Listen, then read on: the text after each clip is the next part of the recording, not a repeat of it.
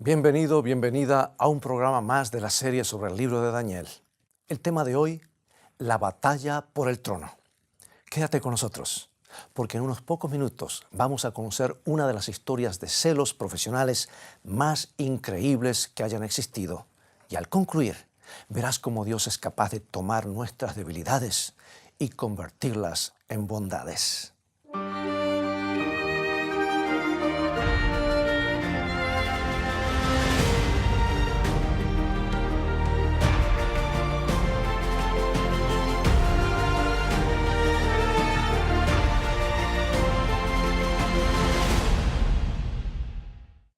Vivimos en un mundo que pone énfasis en la excelencia profesional y probablemente sea bueno. ¿Pero has sentido alguna vez al tratar de producir al máximo en tu actividad que te sientes más envidiado que valorado?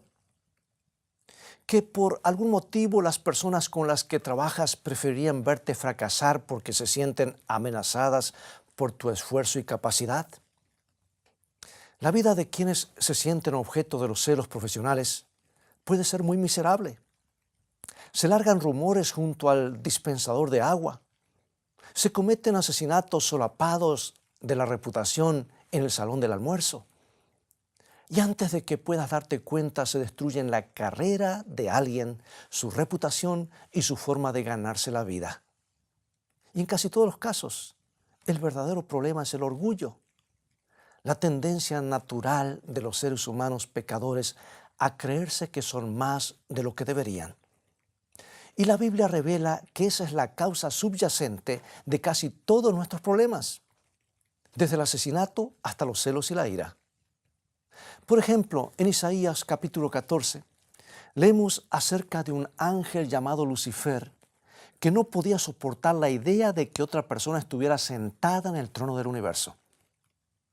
Padeció de un sentido exagerado de importancia personal que lo condujo al primer caso de celos profesionales que se registran en la historia. En Isaías, Dios le habla a este ángel envidioso y le explica cuál fue su problema. Isaías capítulo 14, versículos 13 y 14.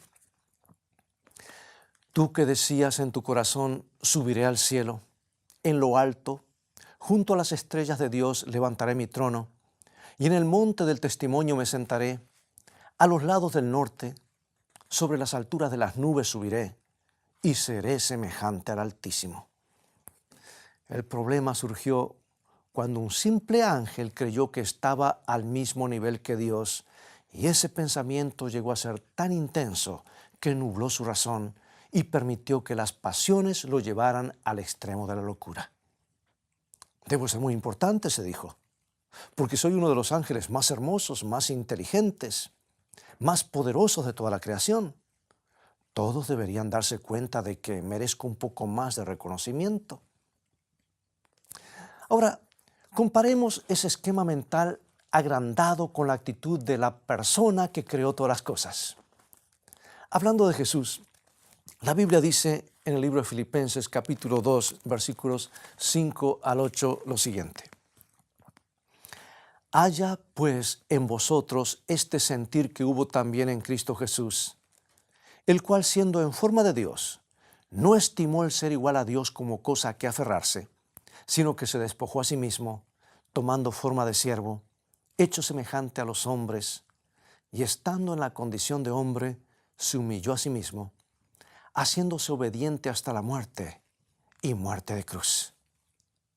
Ahora, recuerda que se está refiriendo a la única persona cuya importancia es imposible de sobreestimar. Y sin embargo, estuvo dispuesto a vaciarse a sí mismo de todo y asumir el más humilde de los roles y permitir que los seres humanos pecadores lo clavaran en una cruz.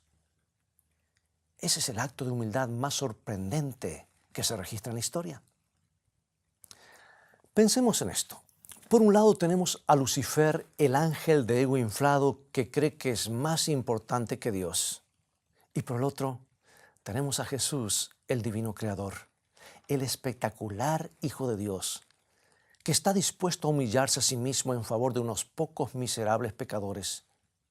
Es la historia de dos personajes opuestos. una batalla entre la autoadoración y el sacrificio propio. Es un tema que recorre toda la Biblia y nos proporciona el contexto para una más rica comprensión de las Escrituras. Y sabes, eso me hace recordar a una historia que ocurrió hace 2500 años en el naciente imperio persa.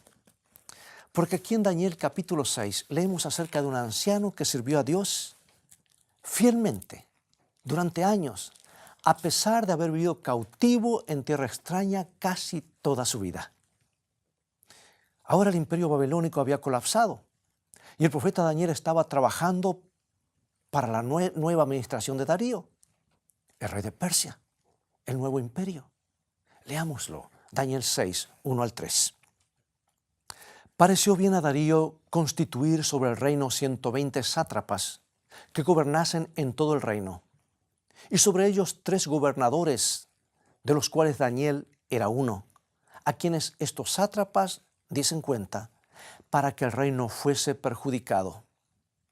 Pero Daniel mismo era superior a estos sátrapas y gobernadores, porque había en él un espíritu superior, y el rey pensó en ponerlo sobre todo el reino. La continuidad de Daniel de un imperio al siguiente es para el asombro. A pesar de que era un hebreo en cautiverio, había alcanzado las posiciones más elevadas en Babilonia y ahora con un nuevo gobierno seguía siendo el segundo del reino. ¿Cómo hizo un hombre en condiciones tan desfavorables para alcanzar la posición tan importante, una posición tan importante en la vida? ¿Es porque se había abierto paso a empujones hasta alcanzar la cumbre? De ninguna manera. La grandeza de Daniel no se originó en la política, sino en la humildad. Su grandeza se debía a la larga relación con Dios y el carácter a toda prueba que había desarrollado por esa relación. Eso le permitió hacerle aportes significativos al rey. ¿Quién no querría encontrar un hombre cuya honestidad fuera tan incuestionable? ¿Quién no querría tener un empleado que siempre estaba motivado por los principios y no por la codicia o la ambición? Daniel era el lugarteniente perfecto para un rey cuyo mundo estaba poblado por naciones conquistadas y la incertidumbre política. Pero lo mismo que hacía a Daniel tan importante a los ojos del rey, era fuente de odio para sus subalternos. Continuemos la lectura. Daniel capítulo 6, versículo 4. Entonces los gobernadores y sátrapas buscaban ocasión para acusar a Daniel en lo relacionado al reino, mas no podían hallar ocasión alguna o falla, porque él era fiel y ningún vicio ni falta fue hallado en él. Bueno, este es uno de los registros más antiguos de un caso de celos profesionales. Esos hombres no podían entender por qué motivo un esclavo hebreo debía tener el principal cargo del reino. Entonces se pusieron manos a la obra para menoscabar su carácter buscando algo que pudiera destruir su carrera. Pero para su sorpresa, la integridad de Daniel era tan perfecta que no pudieron encontrar ni lo más mínimo. Imagina lo que es tener una relación tan estrecha con Dios, que cuando el diablo te pone bajo su lupa, le resulta imposible encontrar una falla. Imagina lo que es que el carácter de Dios brille tan intensamente en tu vida que el mundo no puede encontrar tus fallas. Si estás ante una persona inteligente, querrá ser como tú. Pero a quienes están cargados por los celos, los que han bebido del vino de Babilonia, solo les provoca aún más el deseo de destruirte. Y eso es exactamente lo que le sucedió a Daniel. Leemos en Daniel 6:5. Entonces dijeron aquellos hombres: no hallaremos contra este Daniel ocasión alguna para acusarle, si no la hallamos contra él en relación con la ley de su Dios. El carácter de Daniel era tan perfecto que no pudieron encontrar ni la más mínima falla. Solo les quedaba sus virtudes positivas. Y las torcerían al punto de llegar a usarlas en su contra. Ellos sabían que Daniel daba un lugar preponderante a los 10 mandamientos de la ley de Dios. Y si podían generar una situación en la cual el cumplimiento de esa ley fuera peligroso o absurdo, quizás podrían atraparlo. Y en este punto de la historia, amigos, oculto apenas bajo la superficie, encontramos el relato del complot original de Lucifer contra Dios. Para ocupar el trono de Dios tendría que arrojar dudas sobre el carácter divino y poner a los ángeles en su contra. Pero el carácter de Dios no es cosa fácil de difamar, particularmente frente a miles de millones de ángeles que están diariamente ante su presencia. Entonces lo único que se puede hacer es tomar sus atributos positivos y tergiversarlos al punto de poder usarlos en su contra. Y el diablo decidió tirarse contra la ley moral, el fundamento mismo del gobierno de Dios. Recordarás que en el Antiguo Testamento la presencia de Dios se manifestaba literalmente sobre el arca de la alianza, convirtiéndola en un símbolo tangible de su trono. Y en el interior del arca, justo bajo la tapa conocida como asiento de misericordia o propiciatorio, había una copia de los 10 mandamientos originales, grabada en piedra por el dedo de Dios mismo. Su ley estaba en su trono. Y eso quiere decir que los 10 mandamientos, que son reglas para una vida de felicidad, constituyen la base del gobierno divino. Mira lo que dice 1 San Juan capítulo 3, versículo 4. La Biblia dice que el pecado es infracción de la ley. Lo que significa que toda vez que un ángel maligno convence a alguien de pecado, está haciéndolo cuestionar la importancia de la ley de Dios. Y sabes, esa ha sido la base del ataque de Satanás contra el reino de Dios desde el mismo comienzo. Desde el Génesis al Apocalipsis. La Biblia nos cuenta la historia de los ataques de Satanás a la ley de Dios porque en realidad él sabe que la ley es una vívida imagen del carácter perfecto de Dios. Y en el jardín del Edén, Satanás le preguntó a Adán y Eva si realmente creían que el pecado traería como consecuencia la muerte. Es posible que Dios esté tratando de esconderles algo, les dijo. Quizá el precio de quebrantar la ley de Dios no sea la muerte, y al quebrantarla descubrirán que pueden ser tan importantes como Dios. Miren, yo soy una serpiente y estoy hablando. Claro, estoy parafraseando, obviamente. Pero esa es la esencia del argumento del diablo en el capítulo 3 del Génesis. Está tratando de convencer a Adán y Eva para que duden de las palabras de Dios. Y está tratando de convencerlos de que tienen todo el derecho de ser tan importantes como su Creador. ¿Apela eso a nuestra naturaleza? Claro que sí. Pero el diablo está tratando de hacerlos cometer el mismo pecado que él cometió. Y al final de la Biblia tenemos otro buen ejemplo de la forma en que actúa el diablo. Porque en Apocalipsis capítulo 13 trata de convencer a todo el mundo, bajo pena de muerte, que se incline y adore a la imagen de la bestia, una clara violación de la ley moral de Dios redactada en los 10 mandamientos.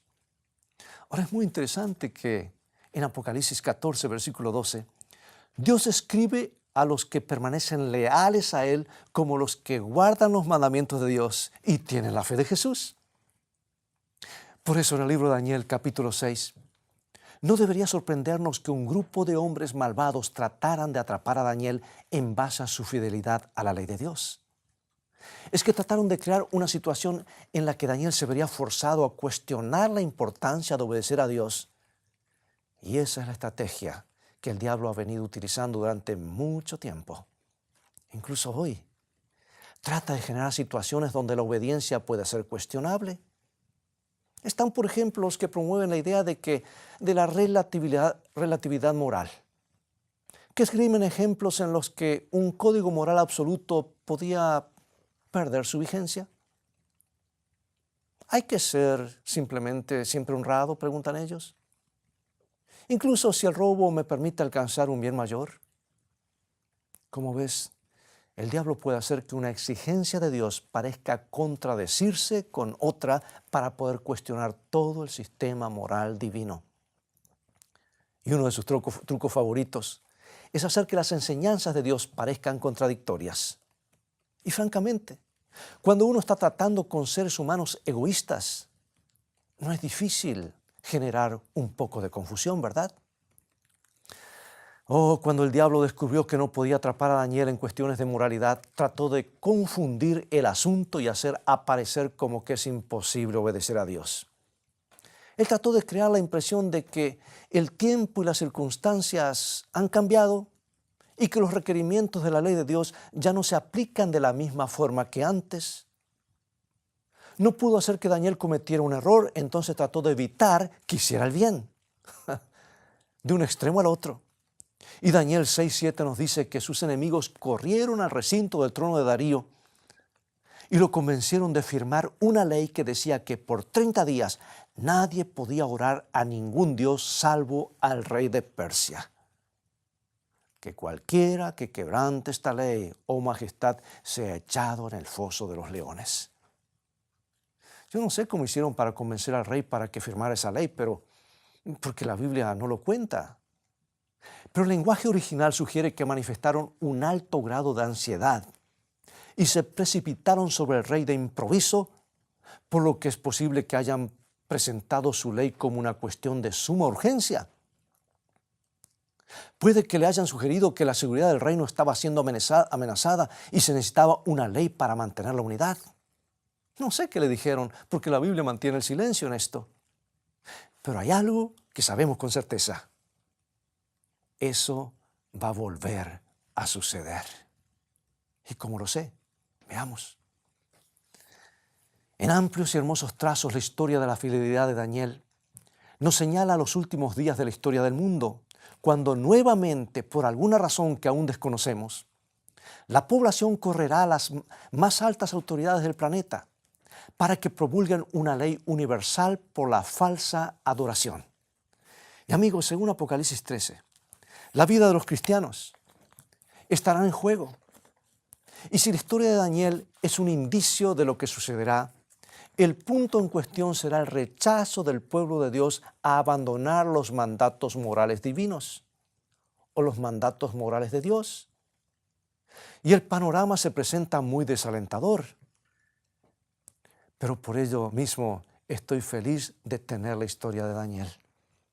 Porque a pesar de la terrible persecución, decidió permanecer leal.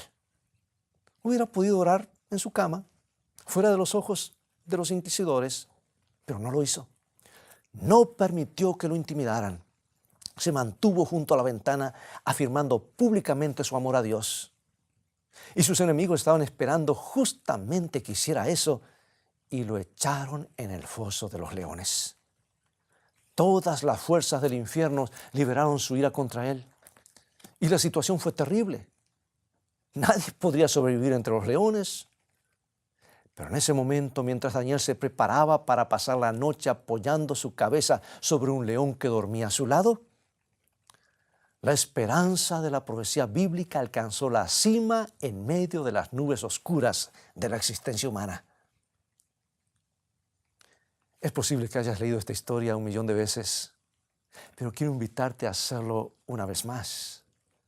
La Biblia dice que Daniel fue arrojado al foso y la entrada fue cerrada con una piedra y sellada con un sello real. Y en ese momento oscuro tenemos una vislumbre de lo que sucede tras las bambalinas cada vez que alguien debe enfrentar la persecución por su fe en Dios. En ese momento de la historia, Jesús hace su ingreso en la línea de fuego del gran conflicto entre el bien y el mal y coloca su mano herida por los clavos sobre nuestro hombro para darnos ánimo. En el interior del foso de los leones está presente la historia de Jesús. Como ves, ni el propio Hijo de Dios se libró de pasar por momentos difíciles. La Biblia dice que aunque era el inocente Cordero de Dios, se desplomó sobre sus rodillas en el Getsemaní y bajo el peso de los pecados del mundo. Padeció una agonía tal que la sangre comenzó a fluir de su piel. Padre, no quiero pasar por esto, oró, pero estoy aquí para hacer tu voluntad. Voy a salvar a toda esta gente. Se mantuvo firme ante los ataques más poderosos del diablo. el inmaculado Hijo de Dios, pendió de la cruz y exhaló su último suspiro. Esa es la historia que está detrás del foso de los leones. Un ángel envidioso trató de destruir al perfecto Hijo de Dios. Trató de empañar su carácter y cuando no tuvo éxito lo llevó hasta la muerte vergonzosa de la cruz. Los gritos burlones de la multitud son apenas un reflejo de la ancestral batalla por el trono de Dios. La Biblia dice que tomaron el cuerpo sin vida de Jesús y lo depositaron en una tumba. Hicieron rodar una piedra gigantesca para sellar la entrada, demostrándole simbólicamente a todo el universo que el diablo había ganado y Dios estaba muerto. Pero al tercer día muy temprano, en la madrugada, los que amaban a Cristo descubrieron que estaba nuevamente con vida. Ahora, amigo y amiga, consideremos nuevamente la historia de Daniel y descubriremos algo. Las fuerzas del mal convencieron al rey para que destruyera a un ser que amaba, de la misma manera que convenció a la raza humana para que crucificara a Jesús. Carcomido por la ansiedad, Darío da vueltas en la cama sin poder dormir, pensando que lo que había hecho Daniel. Cuando contemplamos a Jesús colgado de la cruz, sentimos remordimiento en lo profundo de nuestro corazón porque nuestros pecados lo han llevado allí. Cuando fuimos engañados por primera vez para pecar contra Dios, no imaginábamos siquiera que las consecuencias serían tan desastrosas. Nunca imaginamos que un simple pecado podía clavar al Hijo de Dios sobre una cruz. Pero ahora podemos verlo. Nuestros crímenes contra la ley de Dios pusieron los clavos en sus manos y sus pies. Y nuestro pecado lo depositó en la tumba. Pero ese no es el fin de la historia. Daniel 6, 19 y 20. El rey, pues, se levantó muy de mañana y fue apresuradamente al foso de los leones. Y acercándose al foso llamó a voces a Daniel con voz triste y dijo: Daniel, siervo del Dios viviente, el Dios tuyo a quien tú continuamente sirves, ¿te ha podido librar de los leones? Amigo y amiga, Dios te pide que corras a la tumba de Jesús como corrió Darío. Y quiere que lo llames: ¿estás bien, Jesús? ¿Va a estar todo bien? Y cuando lo hagas, descubrirás lo mismo que descubrió Darío, que Él aún vive. El diablo ha silenciado el hecho de que la tumba no pudo retener a Jesús. Y por ello puedes hacerle frente a todo lo que el diablo te ponga en el camino. Porque ni siquiera la tumba será una amenaza. Es posible que hoy te estés enfrentando con un foso lleno de leones. Puedes estar sufriendo por tus creencias. Puede que las personas que te rodean no comprendan tu compromiso con Dios, pero igualmente puedes permanecer firme. Desde un antiguo pozo, Daniel nos asegura que todo va a salir bien. Amigo, amiga, se aproxima el momento cuando Jesús se parará junto a nuestras tumbas en la mañana de la resurrección y llamará: ¿está todo bien?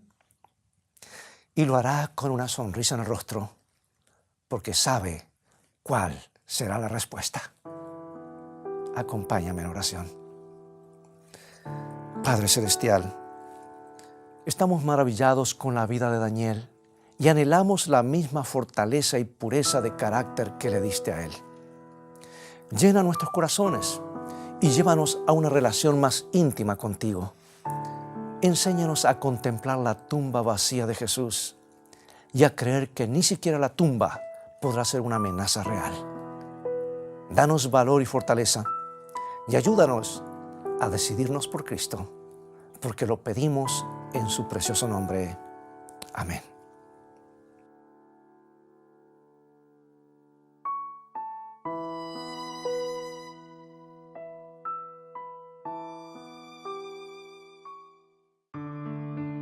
Nuestro Padre Celestial, está esperando derramar sobre nosotros la plenitud de sus bendiciones.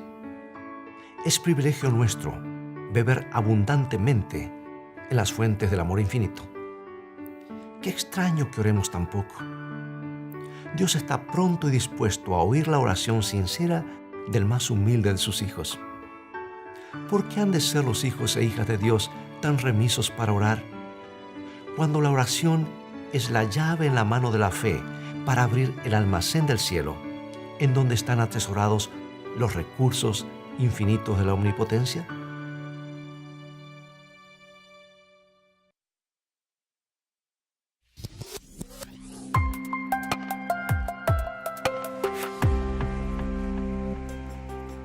¿Te has preguntado alguna vez por qué permite Dios el sufrimiento? ¿Cómo se originó la maldad en la tierra? ¿Cuál es la marca de la bestia? ¿Cómo puedo identificar a un profeta verdadero? Hoy quiero presentarte las nuevas guías de estudios bíblicos, Escrito está.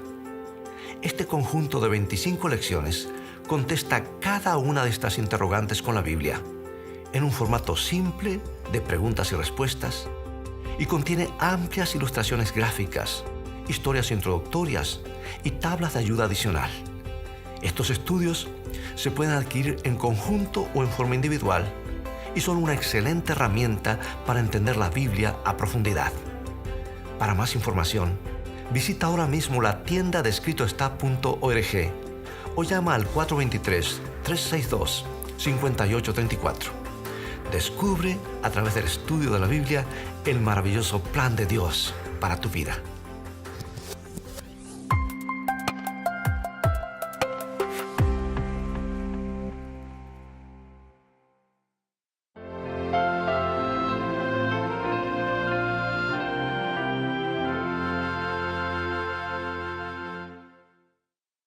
Gracias por acompañarnos.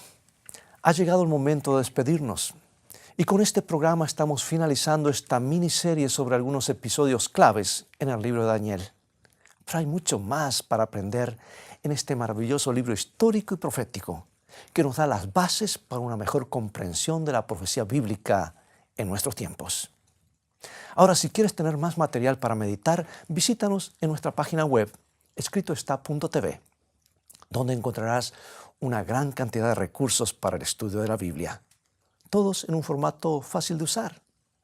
Puedes mirar aún las transmisiones de otros programas de Escrito Está en forma totalmente gratuita y tendrás la oportunidad de comprender la Biblia como nunca antes en los estudios de Daniel y Apocalipsis que ofrecemos. Dios te bendiga y te guarde en su amor y recuerda, Escrito está, no solo de pan vivirá el hombre, sino de toda palabra que sale de la boca de Dios.